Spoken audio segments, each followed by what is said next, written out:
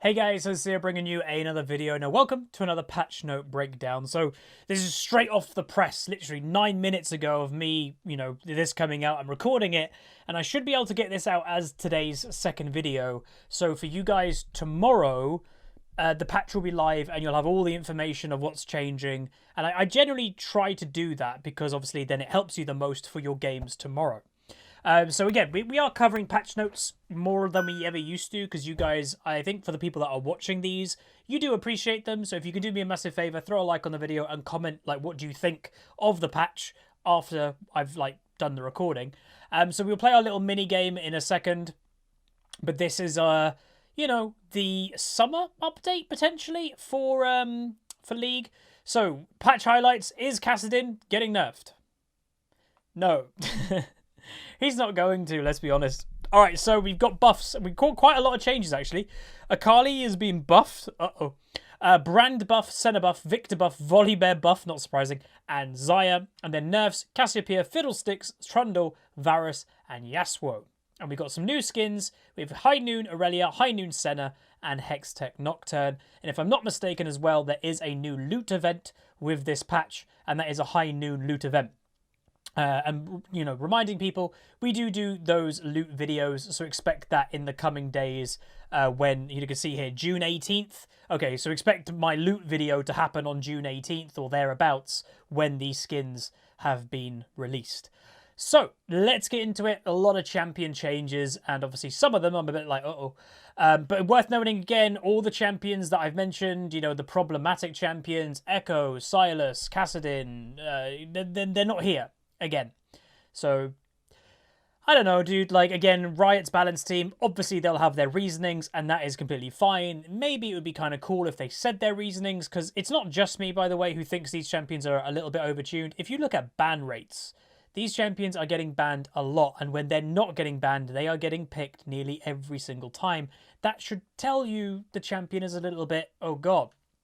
But just because I guess it doesn't hit certain ticks in Riot's algorithm of when we actually have to nerf something, they're just not getting touched.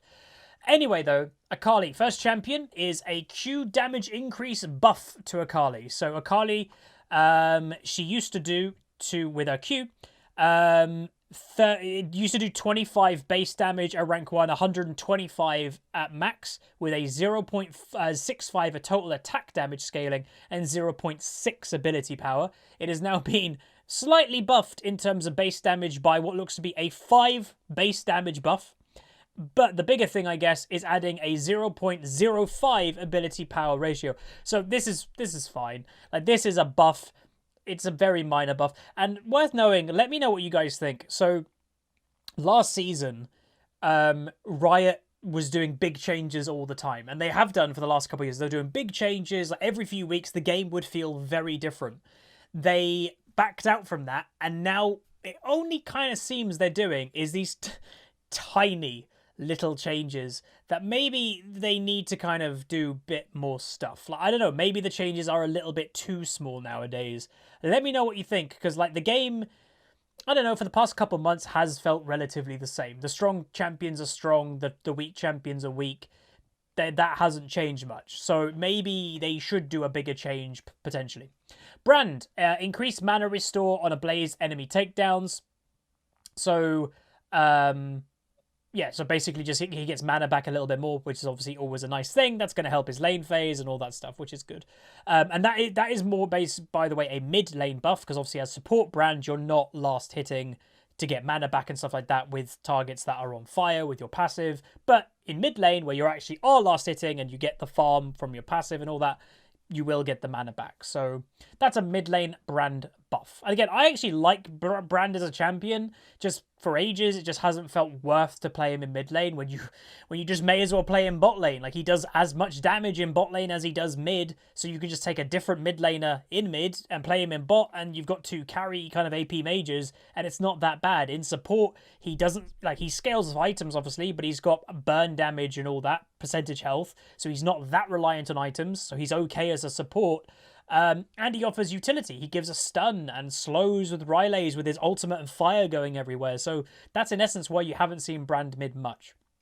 Cassiopeia, Base health and armor decreased and magic resist increased. So you can see the Serpent has been embracing both top and bot with open arms. Yeah, so Cassiopeia is a mid laner, but a lot of people aren't playing Cassiopeia mid. A lot of Cassiopeia mains main her now in top, not mid, or in the AD carry position in bot lane, because she can have an easier time against the likes of other, bruisers in top lane who she can kind of counter and keep away, or she can go against AD carries and just harass them insanely like in lane. So they're nerfing her top and AD carry position, carry in bot lane position, by making her very squishier. She used to have 575 base health. It's now 560. That, by the way, you will feel that. And also a 2 armor nerf. Now, I know a lot of people always go, that's not anything. It is. It adds up, and trust me, Cassiopeia's will feel that nerf against AD champions, but then a slight magic resist buff by 4 magic resist in the early game in base, that will obviously help as well versus mages in mid lane. So that's basically what they're doing. They're basically going, hey, Cassiopeia players, player in mid, god damn it, stop taking a top and in the AD carry role. So we'll see if that does anything. Fiddlesticks, very strong champion. I will say earlier today, I did record a Fiddlesticks Challenger Spectate, so expect that in the coming days. Obviously, that technically would be pre-nerf, because this is a nerf, but it's not really going to affect him that badly. So the W minion damage, W minion damage reduction increase. So it's making his wave clear. Well, it's not a nerf to his jungle. Some people, you can see here, Fiddlesticks reaped more benefits than we intended for the last set of buffs. We're trimming down his power around minion waves while taking care not to scare him off top lane. So some people actually have been, kind of putting Fiddlesticks a little bit in top lane. But, this is minion damage reduction. This is not jungle minions. These are lane minions. So when Fiddlesticks gets a kill in mid, but his mid laner died, he obviously will be able to still push the wave relatively fast for his laner if he's jungling, but not as fast. That's fine. Like that's not a big deal. But yeah, apparently some people have been taking him a little bit here or there in top lane, and obviously that is a little bit of a nerf to that. Senna. So a problematic champion that I've said is going to be very hard to perfectly balance in League of Legends because she's an AD carry but also support. She scales insanely well. She's got all these stacks that give her crazy amounts of stats for free. So how do you really balance that? The answer is it's difficult. So they're bug fixing her, and also the passive Mist Wraith drop chance has been increased. So bug fixed the bug where Senna's crit attacks weren't reducing her attacks wind up correctly. So that's probably quite a big buff. So that's good, if that was a genuine bug.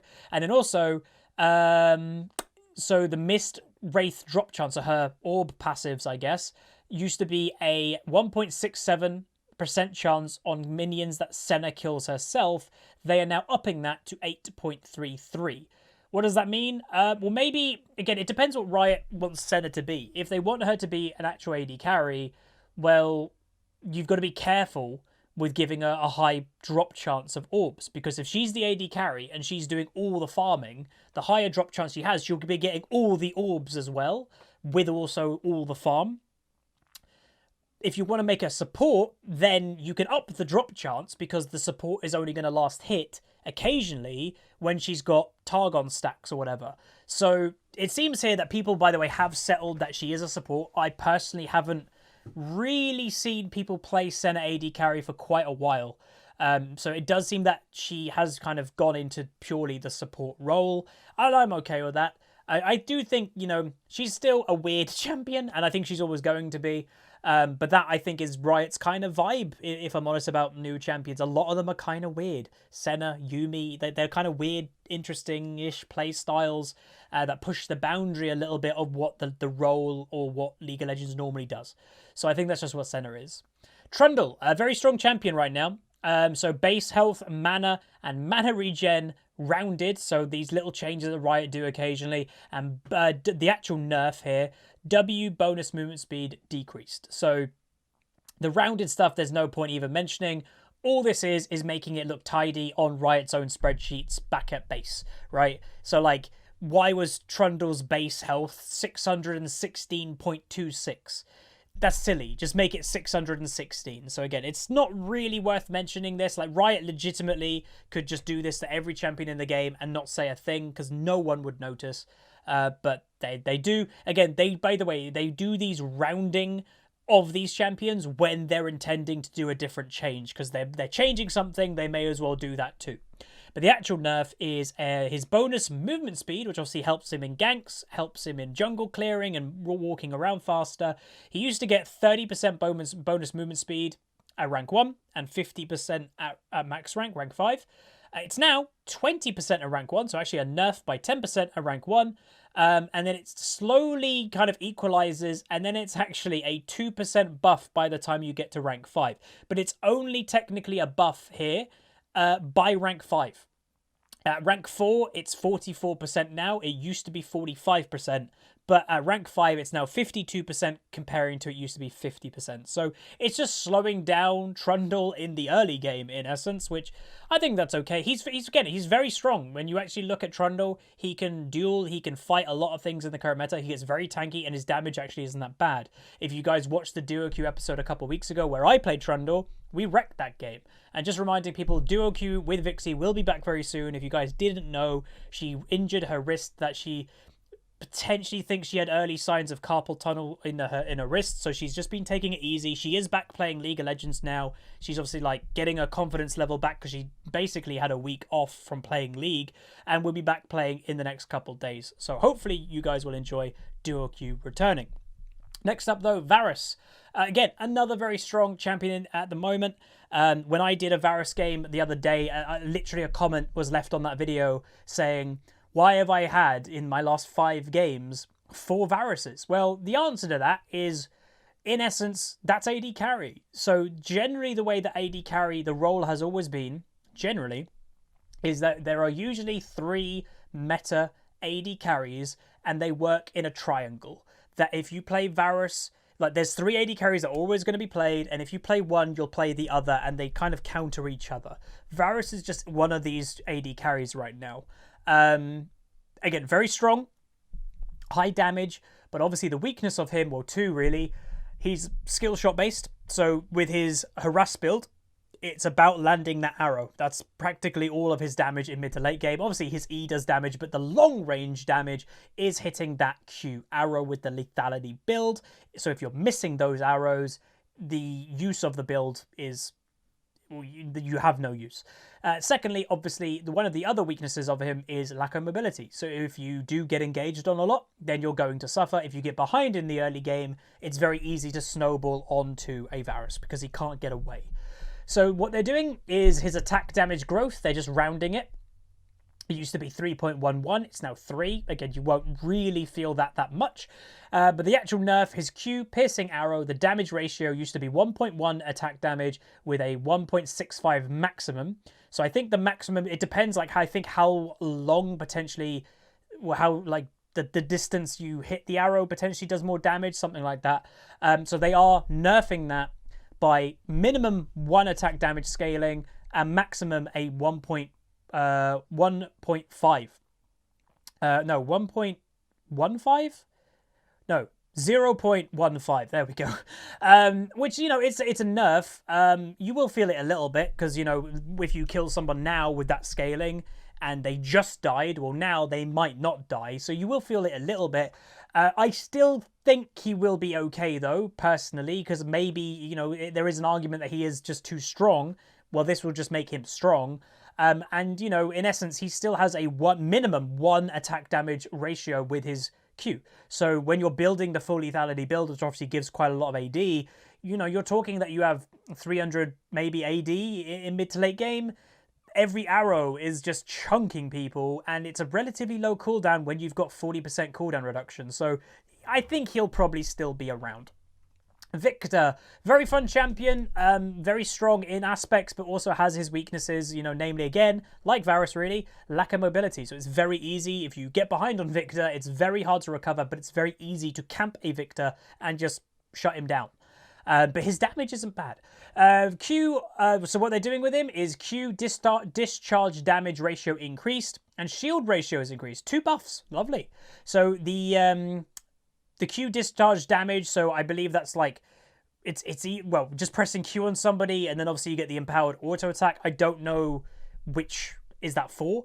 I don't know if that's just pressing Q does the initial damage. I don't know if that's the empowered auto attack after. But it used to be a 0.55 ability power ratio. It's now a 0.6, so just a slight little buff there. Not bad. And then shield ratio of it, which obviously gives you survivability, which we mentioned earlier. Viktor does need. It used to be a 0.15 ability power ratio flat, and then a 0.24 ability power when you buy the augment and empower the shield with the augment. It's now a 0.2 flat ratio before you get the augment, and a 0.32 when you get the thing. So in essence, you're getting a third of your ability power as a shield when you press Q. So if you have, which isn't out of the realm of possibility, a 1,000 AP on Viktor, it is doable. You could get over, a 300 shield. That's not bad. Again, every few seconds, it's not a long cooldown when you have 40% cooldown reduction or high cooldown reduction. So that will help Viktor quite a lot. You are gaining from that buff 100-ish health in a shield. That's not bad. That's a pretty good buff. Volibear. So this is a champion. Again, we do have a spectating video coming out on Volibear, but obviously that will be pre-buff, sorry. He's getting buffed. But worth noting, the Volibear that we do watch, and that will probably be tomorrow's second video, has an interesting playstyle, and in order to make him work, slight spoiler, you play aggressive. I don't honestly think that's going to change. With his current kit, I think this Volibear, you need to kind of get ahead in order to be useful with his kit. Even if they buff his base stats, I still think you need to probably try and get ahead on Volibear. So the aggressive playstyle, I think, is the playstyle you've got to go. So gameplay clarity improvements, base mana growth. Oh, well, they've done gameplay clarity improvements. Then base mana growth and health growth decreased. That's a nerf. Q bug fixes and quality life changes. Again, the Q feels very weird. I'd say I do miss the flip. W bug fixes are turret disable duration, epicenter damage radius increase, and base damage increase and bug fixes. So quite a lot of stuff here. But yeah, since release, Volibear has been underperforming in his top lane, especially in higher levels of play, and even when with the mid-patch updates, which again, they did do, by the way, stat buffs to him. So the replay video that we watched will have those stat buffs, by the way, just not this stuff. So even with those buffs, he's still been underperforming, which is fine in theory, since his top lane is secondary to his primary role of jungle. So right there is saying jungle is his main role, but the difference is just a little too wide at the moment. I definitely agree. Put it this way, I've played Volibear a couple of times. I've laned against them. I don't really see the point in anybody playing him. And obviously what that means is I feel for people who were Volibear mains or Volibear one tricks who obviously want to still continue playing the champion with the rework. What do you do now? Like, I do... That's a rough situation a little bit. So what are they doing? So general stuff. Volibear's E, his Sky Splitter, and his R impact... creators now disperse faster. Okay. Visual gameplay clarity. Improved the visual clarity of several of his spells. So, like, just making it more aware that stuff is happening for him. Fix a bug that caused Volibear to hum way too often. Okay. His Eternals are in the game. So, this is actually what they're doing. So, they're nerfing his mana growth. Wait, what? Base mana growth and health decreased. But that's a buff, no? His mana growth used to be 40, is now 50. I'm very confused. Maybe I'm dumb, but that's a bigger number than that one. Like, what? And then the health growth used to be 85, it's now 90. So that, again, that doesn't seem like a nerf. Maybe I'm missing something. If someone wants to let me know what I'm missing, feel free. That's weird. Anyway, other stuff. Q, his Thundering Smash. Thundering Smash is an empowered attack can no longer be interrupted by crowd control once it's been initiated. That's a good thing. Attack speed scaling. Thundering Smash is empowered attack now scales its timing with attack speed. So when you've got Triforce with a bit of attack speed, it will the animation of stunning somebody goes off faster, I guess. And the reset bug fix, Volibear's Thundering Smash reset is no longer full. Will no longer fall if quickly reacts after being interrupted. Okay, so that's all good stuff, but like not really direct buffs, kinda. You know, that's not going to make Volibear much stronger. But his W, which is kind of like his whole thing, really. Like, this is where you're trading with people. This is where you're getting sustain, is his W. Volibear will now automatically attack his target after cancelling his Frenzied Maul and E. So it's just a help in that regard. Volibear will now continue to attack his target even after casting Frenzied Maul on them. So before you press W and Volibear will be like, I'm done. Well, now you press W and automatically Volibear will still attack that target. That's good, I guess. And Mark VFX made larger and better anchor to the target's health bar. So making it more obvious who you actually have W on, I guess. His R. So, again, his two big abilities really is his W and his ultimate, really. The turret disable duration was 2 seconds. That's a nerf at late game. 2 seconds at rank 1 in your ultimate. That you know, if you land on a tower, you disable it. Then it was 6 seconds. It's now 3 seconds, so it's a buff in the early game. It's now 5 seconds, so it's a 1 second nerf in late game, which, again, I do say Volibear did scale well. When you eventually got items, it's like, oh, snap, finally he does stuff. Still, probably not worth really playing because other tanks and other engagers just did more than him. But, okay. The epicenter radius has increased, though. So it used to be 250 range of, like, how much it would affect the damage and if you're in range of disabling the tower. That's gone up. The base damage also has gone up, and actually a decent amount in the early game. So 50 more damage at rank 1. 25 damage at rank 2 and no change at rank 3. That's quite good because 50 damage is pretty good. You know, you hit level 6, you go all in. 50 damage when both of you have got 800 health. That's a decent amount. That's a decent buff. Attack bug fix. Fix the bug that caused Volibear to automatically basic attack a target after landing. So he's not going to do that anymore, apparently. Model size, they've actually reduced his size slightly after ulting, which I actually thought was pretty cool, but it was pretty big. And turret disable VFX. Turrets disabled with his R are also now much darker to denote their status of being disabled. So it's more obvious that that tower is dead. Because I imagine for some teammates, it's like, is that tower up or down? Can we go all in? Can we dive? Well, now it's more obvious if the tower is active. I mean, obviously, Volibear did get those stat buffs the other day, but even Riot have said that hasn't really helped him in top lane that much. I still don't really see these changes helping him that much in top lane. He just, again, the basic principle of why Volibear is struggling in top is one thing. Trading. That is it. So in top lane, the best top laners have effective trades and then can eventually all in. Volibear's all in is okay. His trades are terrible. The reason for it, if the average trade in top lane lasts a couple seconds, right? You know, very quickly, a Darius Q, WE combo, 1 auto attack, that's a trade. Shen, taunt you, Q, 2 auto attacks, I walk away. Fiora, you know, riposte you one side, E a couple times, maybe, you know, W a CC, walk away. Until you want to go all in, it's about those very small couple second trades. Volibear has to W once, then has to wait another cooldown for W to come back, and then actually W you again.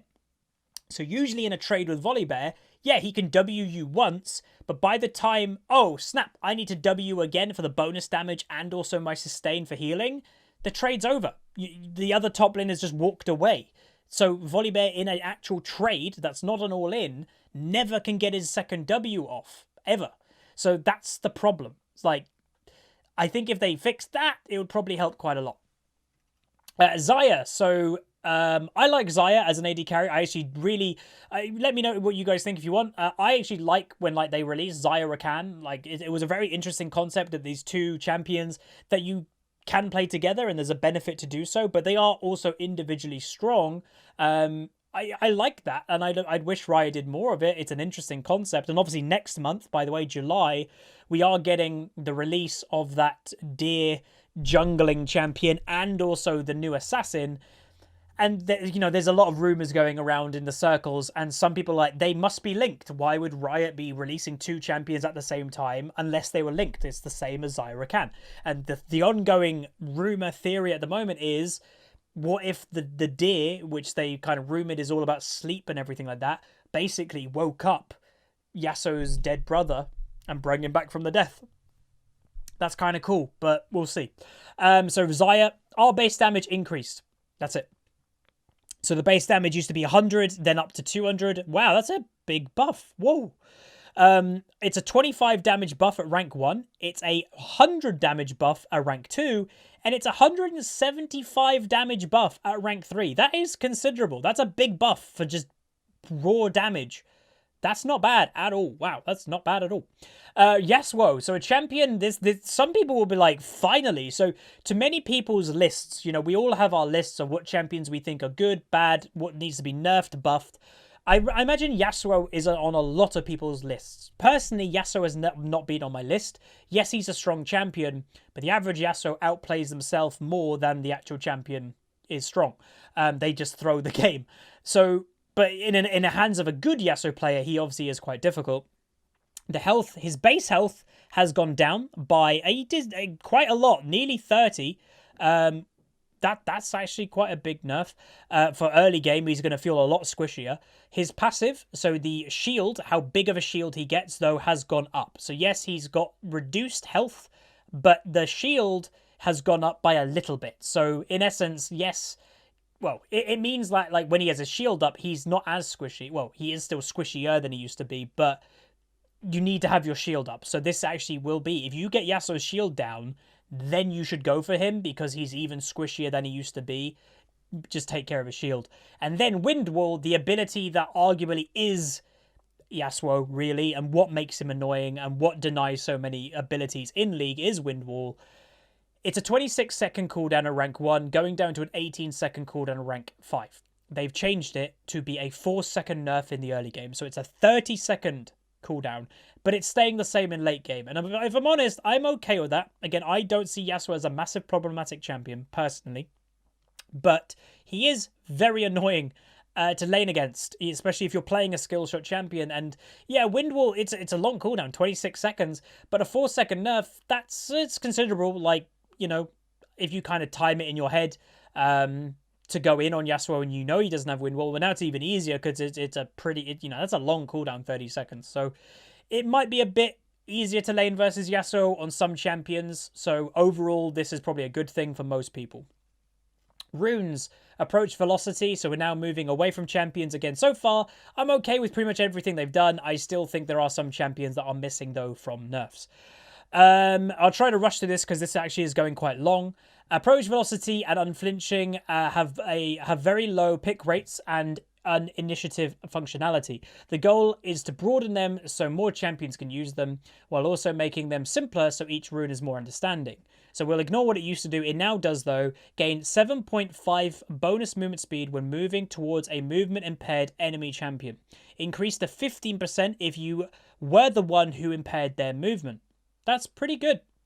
So this could work. I know some people have started to take Sork secondary on Darius. So for example, if you W a target, you're impairing their movement because it's a slow when you W them. Well, now you're actually gaining 15% movement speed as you're running after them. That's quite strong.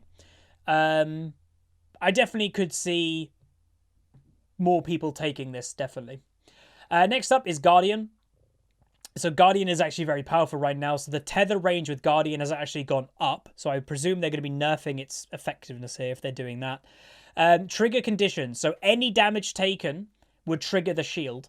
It's now 90 minimum damage to 250 post-mitigation damage in the last 2.5 seconds or lethal damage. So you actually have to take more damage than before. Before, it just got like you got hit a little bit. Oh, here's the shield and then you're really tanky. Well, now an actual fight kind of has to break out before the shield would actually activate. And the shield used to do 70 to 150. It's now doing more. It's 80 to 200. But it used to obviously give movement speed. They have removed that. So that's quite big. No more movement speed for Guardian. Bard players will probably be angry about that because Bard loves movement speed. So in essence, it's you can be further away from your ally with Guardian, but its condition of activating, you actually have to wait till a fight breaks out more, then it will activate, but it does shield for more. But it no longer gives movement speed. So it's just a bit of a change. Predator, personally, I will say I'm not a big fan of Predator. Like, I played AP Gragas today. Unfortunately, it wasn't a video because I had literally had, like, inting teammates. But people ask me, Huz, why didn't you take Predator? I don't like Predator. personally. I don't know why. I just never really have enjoyed the rune, so I took Electrocute. And again, I did well. I got fed and all that, but it just didn't matter. So the cooldown of Predator, are heavily buffing.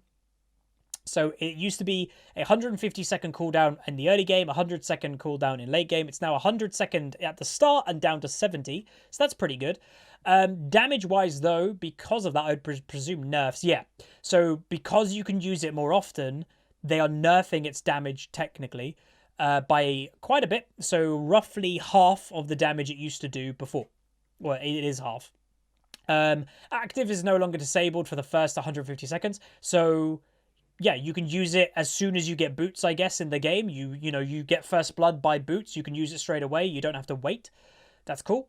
Run as fast as you can. Upon completion, Predator now grants 45% bonus movement speed while moving towards enemy champions at range of 3,000, including enemy champions out of vision. So you just use it. If even you don't have vision of anybody, you'll be gaining the movement speed if someone is within 3,000 and you are moving towards them. That's pretty good.